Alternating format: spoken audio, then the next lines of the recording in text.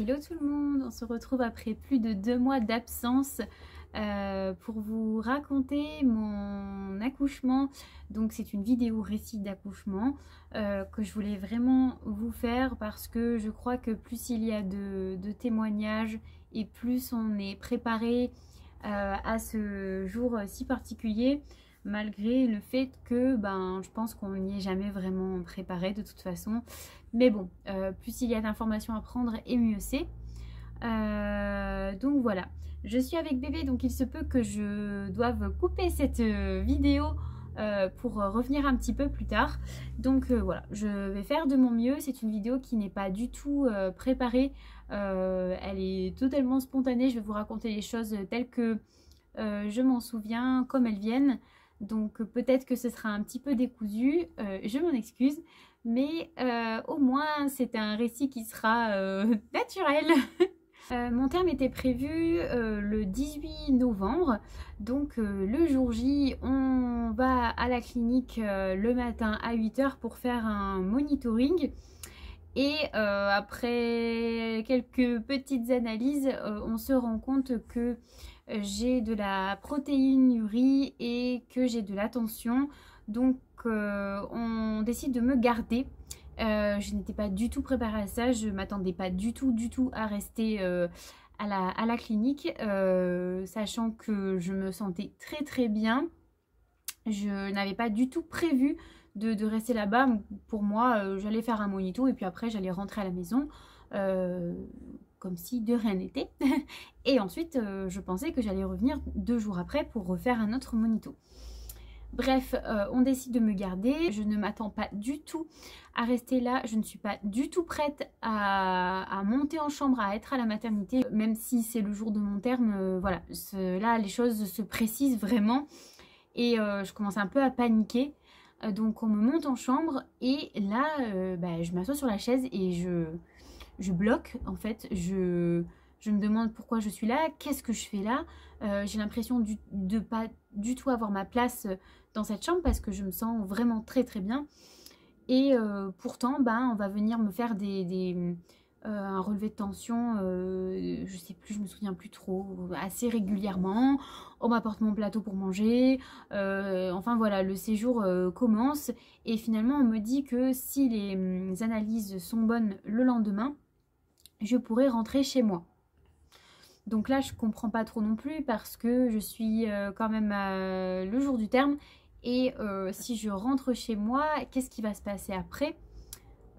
Voilà, donc beaucoup d'informations se mélangent dans ma tête. Mes souris. Et donc, les heures passent, je passe la nuit à la maternité. Et le lendemain, l'infirmière me dit que mes analyses sont bonnes, que je n'ai plus de protéinurie et que je peux rentrer chez moi. Donc il est 15 h, je rentre à ma maison. Je suis très contente de rentrer parce que j'étais vraiment pas bien en fait d'être là-bas. J'étais pas à ma place en fait, c'est comme ça que je le ressentais. Donc je rentre, je me repose parce que j'avais pas dormi du coup de la nuit. À chaque fois on venait me voir, on prend de l'attention, tout ça. Donc la soirée se passe, on mange, on débarrasse, etc. Et vers 21 h, je commence à avoir des contractions très douloureuses. Elles sont venues d'un coup, il n'y a pas eu de demi-mesure, j'ai souffert tout de suite. Et là, je me suis rendu compte que c'était pas comme d'habitude. Donc j'ai compris quand même qu'il y avait quelque chose. Et je me suis dit qu'il était temps parce que pendant mon court séjour à la maternité, du coup une nuit, on m'a dit que si les analyses n'étaient pas bonnes, il était possible que je sois déclenchée le lendemain ou le surlendemain. Et je n'étais pas non plus préparée à ça. C'est pas du tout quelque chose que j'avais envisagé. Donc je suis plutôt contente que le travail commence, en tout cas je l'espère. Donc les heures passent, je souffre de plus en plus, je prends une douche, je prends un cachet, rien n'y fait. Vers minuit, 1 h du matin, je réveille Teddy et là je lui dis que là je pense que c'est vraiment le moment, il faut y aller. Donc vers 1 h du matin, on retourne à la maternité qui est à 5 minutes de la maison, ça c'est chouette. Donc là c'est reparti pour un monitoring. Et finalement, oui, là, on voit que les contractions sont bel et bien là, que le travail commence, que je suis déjà dilatée à 1 cm et je vais assez rapidement passer à 3 cm dans la nuit. Sauf que je souffrais énormément et au bout d'un certain temps, je ne supportais plus la douleur en fait. J'avais passé la nuit du coup à la maternité. Donc j'avais très mal dormi. J'étais réveillée officiellement depuis 6 h du matin. Là, il était presque 5 h. Ça a commencé vraiment à piquer. J'ai passé des heures sous la douche toute la nuit. J'avais tellement chaud que parfois, entre deux contractions, je sortais de la chambre, prendre une bouffée d'air. Et puis dès que ça a recommencé, je retournais sous l'eau. Mais c'était insupportable à tel point que voilà, j'avais envie de vomir. Je me souviens m'être accroupie par terre, je ne savais plus comment gérer. Donc malgré le fait que je ne voulais absolument pas de péridurale, que je voulais un accouchement totalement physiologique, à 5 h du matin, j'ai appelé la sage-femme, paniquée, et je lui ai dit que là je ne supportais plus la douleur et qu'il fallait me donner la péridurale. Donc voilà, déjà les ennuis commencent. Je n'étais pas du tout préparée à ça. Je me suis préparée pendant 9 mois à accoucher sans péridurale. C'était quelque chose qui me tenait très très à cœur. J'ai tout fait pour et je n'y suis pas arrivée. Donc voilà, on me descend en salle d'accouchement. On me dit de m'asseoir sur la table. Et une dame pas très agréable, de ce que je me souviens, me nettoie le dos et me dit de ne pas bouger, de rester assise avec les mains sur les genoux tant que la péridurale n'est pas posée. Sauf que l'anesthésiste n'arrivait pas, que j'avais des contractions exclusivement dans le dos. Je n'ai pas eu de contractions dans le ventre, tout était dans le dos, et c'est parce que ma fille était positionnée dos à moi, donc une position qui n'était pas terrible, et on m'a dit que les contractions dans le dos c'était les pires. J'ai pas de comparatif vraiment, mais ce que je peux vous dire c'est que je souffrais beaucoup.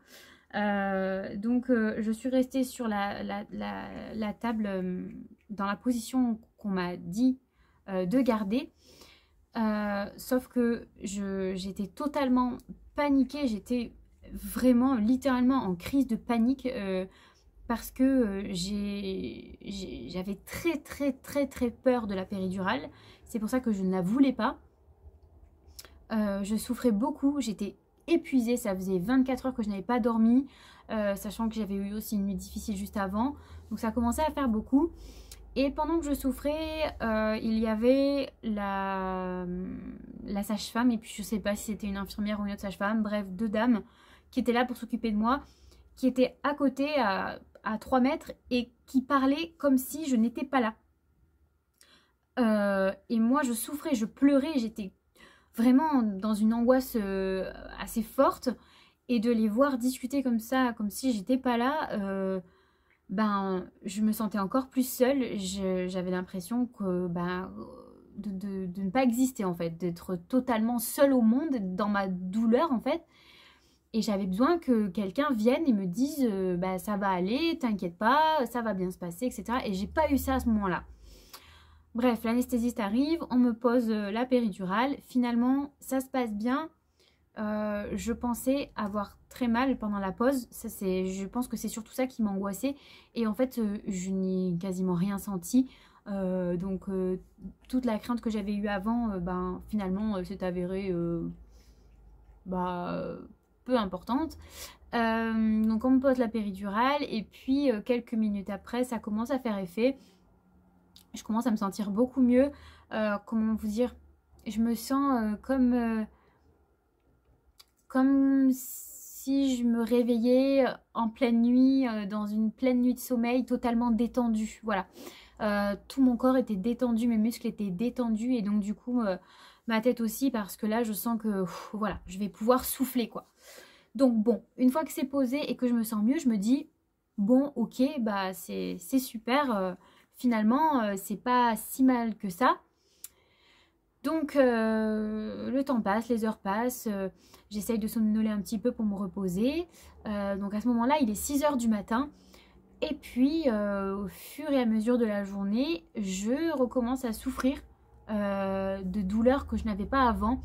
Je ressentais tout au niveau des fesses en fait, une sorte de grosse pression, quelque chose de très fort qui me faisait très très mal, difficile à localiser. Et là à ce moment-là je comprends pas trop ce qui se passe parce que une péridurale c'est pas censé faire souffrir et là je commence à vraiment souffrir très fort. Donc j'appelle la sage-femme, elle me dit que c'est normal, que c'est le bébé qui descend dans le bassin. Je lui demande combien de temps ça va durer encore cette douleur et elle me dit qu'il y en a encore pour 2-3 heures avant que j'accouche. Là je comprends pas très bien ce qui se passe parce que j'ai pas du tout envisagé de souffrir comme ça avec une péridurale. Déjà que je n'avais pas envisagé de la poser tout court. Vraiment je suis perdue en fait, je comprends pas ce qui se passe. Donc le temps passe, je prends sur moi, on essaye de me soulager tant bien que mal, je change de position, Teddy essaye de me faire un massage, on me donne de l'homéopathie, à chaque fois je demande où est-ce que ça en est, à chaque fois on m'ausculte et puis à chaque fois on me redit il y en a encore pour 2 heures, j'avais l'impression qu'il y avait toujours 2 heures. Et puis au bout d'un moment je souffre tellement que je me remets dans cet état d'angoisse vraiment très forte et je pleure de panique parce que je souffre en fait et je n'en peux plus et que je ne comprends pas ce qui se passe. Je ne voulais pas de péridurale et finalement je l'ai eu et une fois posée je recommence à souffrir et j'étais pas du tout préparée à ça. Donc voilà, au bout d'un moment j'en peux plus, je continue d'appeler, on continue de me dire qu'on peut rien faire pour moi. Je me sens complètement seule parce que depuis le matin, en fait, à part venir regarder où en est le travail, j'ai pas de soutien, on me rassure pas, on me parle pas, il se passe rien en fait. Je suis allongée dans un lit, dans une chambre, dans une salle d'accouchement qui me paraît très glauque. Je vois les heures passer, je vois le soleil se coucher et je suis épuisée en fait parce que ça fait bien plus de 24 heures que je n'ai pas dormi du coup parce que ça faisait déjà 24 heures à 5 ou 6 heures du matin et là il commence à être 15 heures, 16 heures. Donc là je peux plus et j'entends qu'il y a beaucoup de femmes dans le service et je comprends que l'équipe était complètement débordée, dépassée. Mais au bout d'un moment, je n'en peux plus. Et là, je me mets à crier en fait et à leur dire là, il faut faire quelque chose, il faut m'aider parce que je ne peux plus et je vais accoucher. Donc il faut faire quelque chose.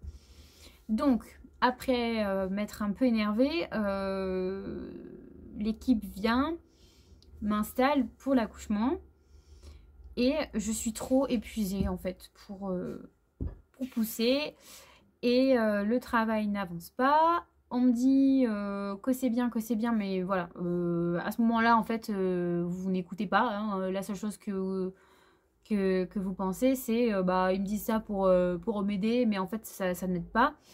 Donc, au bout d'un moment, je leur dis, faites quelque chose, parce que je ne vais vraiment pas y arriver. Et la gynécologue me dit, mais si, vous allez y arriver. Sauf que non, je ne vais pas y arriver, et je le pensais sincèrement. Et je le savais, en fait, je savais que je n'allais pas y arriver. À ce moment-là, j'oublie tout ce que je voulais, c'est-à-dire pas de péridurale, pas d'épisiotomie, pas de forceps, pas de ventouse, rien, je ne voulais rien, je voulais un accouchement simple. Mais à ce moment-là, j'étais en train de supplier la gynécologue de faire quelque chose en fait, d'utiliser quelque chose pour m'aider parce que je n'en pouvais plus. Et là, je la vois se retourner, prendre je sais pas, j'imagine un ciseau, enfin, je comprends en fait en espace d'un instant, d'une seconde, que je vais avoir une épisio. Et à ce moment-là, je me dis, oui, il n'y a que ça à faire, donc allez-y quoi. c'est passé très vite, quoi. Ça a été quelque chose de comme 2-3 secondes, je sais pas. J'ai pas la notion du temps, mais ce dont je me souviens, c'est qu'à ce moment-là, tout ce que je voulais, c'est qu'on fasse quelque chose. Et quand je l'ai vu se retourner pour prendre quelque chose pour m'aider, bah là, j'étais trop contente, en fait. C'était la chose qu'il fallait faire. Donc, bref, Elena est née à 17h14. Et nous, on était à la maternité, du coup, depuis 1h du matin. Donc, voilà. Sachant que je souffrais déjà depuis 21h. Et que j'étais à la maternité la nuit d'avant. Bref, ça a été très long. Très, très long. Et à ce moment-là, on nous dit qu'on va rester 2 heures en surveillance. Et l'équipe s'en va. Mais ça a été très très rapide en fait. J'ai eu l'impression qu'Elena est née et hop, allez, à plus tard, on s'en va. Voilà, ça a été très très très très court. Avant que la sage-femme passe la porte, je lui dis mais qu'est-ce qu'il faut faire est-ce que je dois mettre ma fille au sein? Comment faire? Qu'est-ce que je dois faire? Et elle me dit oh vous inquiétez pas, elle va pas téter avant 1 heure. Sauf que dès qu'on m'a posé ma fille, je voyais qu'elle était déjà en demande en fait. Elle tétouillait, elle mettait déjà ses mains dans sa bouche. On voyait qu'elle avait déjà un grand besoin de succion quoi. Donc là je comprends pas trop ce qui se passe. Donc j'attends. Enfin voilà, hein, à ce moment-là, à part écouter l'équipe médicale, on n'a pas grand-chose à faire. Et puis le temps passe et puis je me rends compte que ma fille a besoin de téter. Et puis, plus le temps passe et plus j'en suis certaine. Donc, au bout d'un moment, j'appelle quelqu'un qui vient m'aider. Et j'ai l'impression que c'était vraiment longtemps après. Je n'ai pas de notion du temps à ce moment-là. Mais bref, on m'aide du coup pour la mise au sein, qui est assez difficile. Et puis, de ce que je me souviens... Ben, pas grand chose à part qu'on soit resté pendant 3 heures en surveillance comme ça et qu'on vienne me prendre l'attention régulièrement, etc. Au bout de 3 heures, nous, on n'en pouvait plus. On demandait quand est-ce qu'on allait monter. La sage-femme était un peu désemparée. Elle nous a dit ben, quand on aura le temps, voilà, un peu sèchement. Et puis on a compris de toute façon assez vite dans la journée qu'elles étaient débordées, ça se voyait, il n'y avait pas de soutien particulier et ben, ça s'est confirmé à ce moment-là quand on était en surveillance et que la surveillance a duré 3 heures au lieu de 2. Donc voilà. Sachant que à ce moment-là, moi en fait, je suis clairement au bout du rouleau. Cette journée a été hyper longue. J'ai eu la sensation de baigner dans mon liquide toute la journée. Il faut savoir que quand vous avez une péridurale, si vous n'avez pas percé la poche des os, on vient vous la percer. Donc, vous sentez le liquide couler et ça continue de couler dans la journée. Je pense qu'on m'a changé la laise peut-être 2 fois dans la journée. Donc j'étais super mal.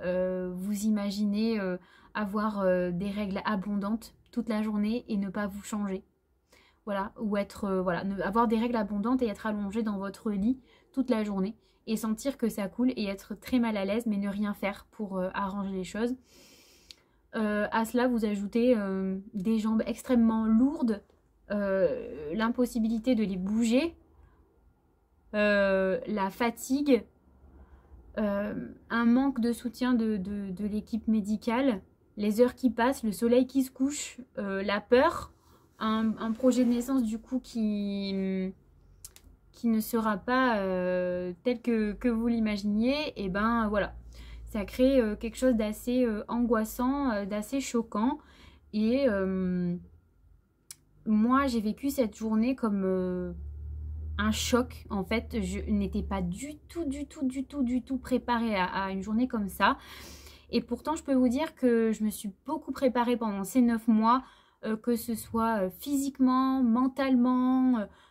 J'ai tout fait, hein. qu'est-ce que j'ai fait? J'ai fait du sport, j'ai bien mangé, j'ai bien dormi, j'ai pris de l'homéopathie, j'ai lu, j'ai regardé des vidéos, j'ai fait des cours de préparation à la naissance, pris des cours en plus, j'ai échangé avec des mamans, j'ai fait, bref, je me suis documentée au maximum, j'ai fait de la méditation, enfin, j'ai tout fait, j'ai vraiment tout fait.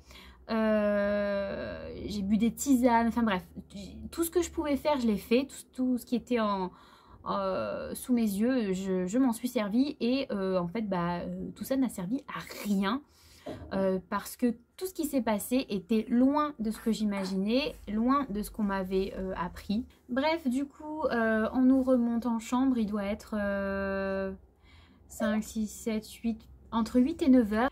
À ce moment-là, j'ai juste envie de prendre une douche. Et on me dit que ça va pas être possible, que il faut attendre que l'anesthésie s'en aille et que je pourrais me doucher que le lendemain matin. C'est pas possible, c'est juste pas possible. J'étais en salle d'accouchement depuis 6 h du matin. J'ai eu chaud, j'étais mal. J'ai eu, comme je vous l'ai dit, l'impression de baigner dans mon liquide, l'impression d'être sale en fait. Je me sentais pas bien. Donc il fallait vraiment que je prenne une douche, même si j'étais épuisée. J'ai attendu 1 heure ou 2 et puis après j'ai sonné et puis j'ai demandé à ce que quelqu'un vienne m'aider à me lever parce qu'il fallait que j'aille à la douche. Donc je suis allée à la douche. Et voilà, ensuite la première nuit avec bébé s'est passée. Et ça a été compliqué parce que j'avais pour projet d'allaiter exclusivement ma fille au sein et ça ne s'est pas passé comme je l'imaginais. Voilà, que vous dire, je vous en parlerai peut-être un peu mieux dans une autre vidéo parce que je pense que ça pourra vous intéresser. Mais voilà, mise au sein difficile. Du coup, ma fille a fait de l'hypoglycémie. Donc, on l'a complémenté avec un biberon de lait artificiel. Et puis ensuite, on m'a mis en place le tire-lait. Donc, j'ai commencé à tirer mon lait et à allaiter à la maternité. Et je vous raconterai du coup dans une autre vidéo comment ça se passe, comment ça s'est passé. Enfin bref, tout à propos de mon allaitement. Mais voilà tout ce que je voulais vous dire à propos de mon accouchement. Je pense n'avoir rien oublié, si ce n'est que la chose la plus importante à retenir de mon expérience, c'est que rien ne s'est passé comme je l'imaginais.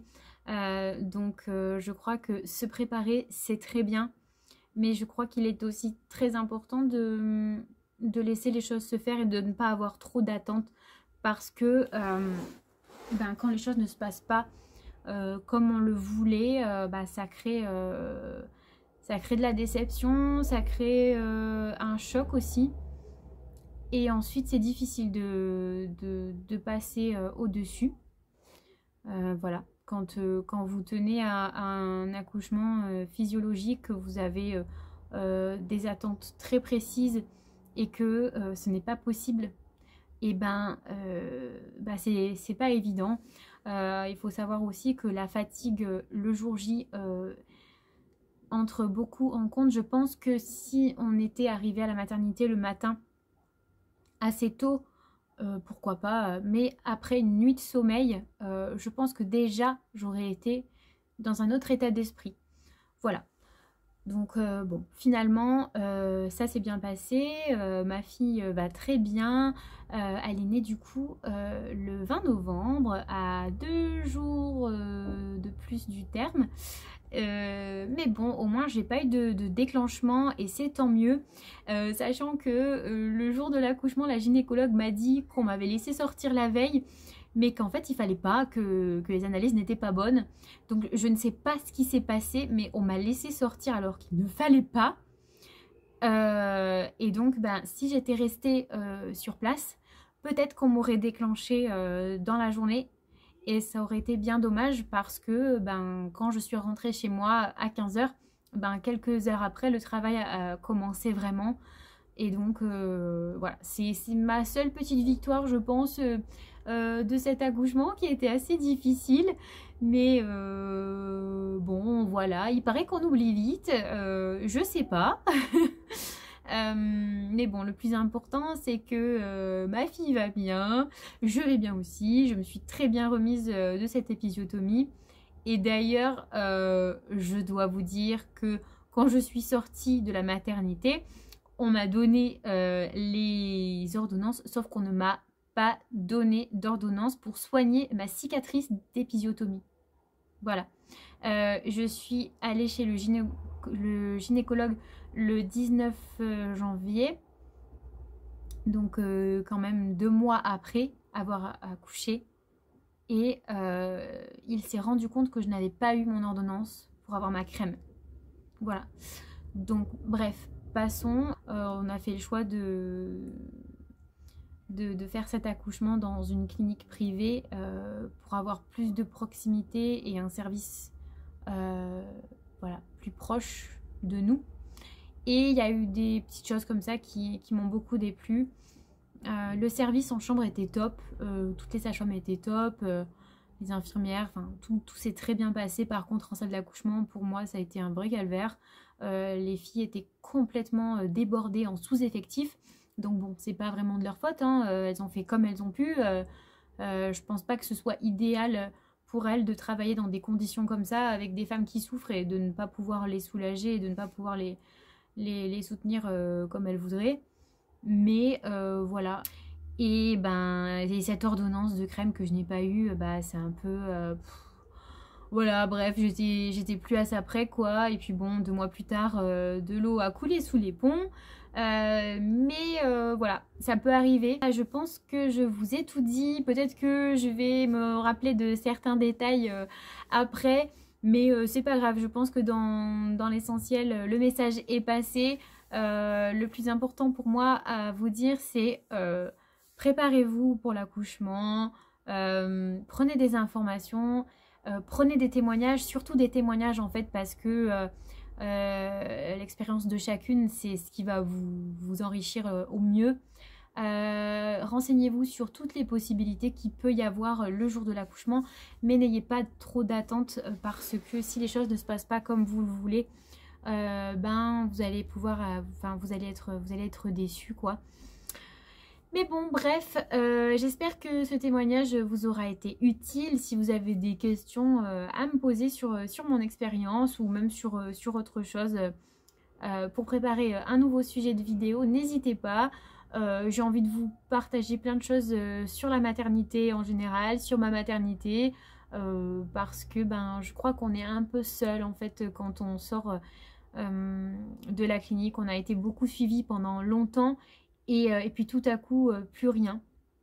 Donc je pense que c'est important entre mamans d'échanger, de discuter et de partager nos expériences, que ce soit sur l'accouchement, sur comment ça se passe à la maison, etc.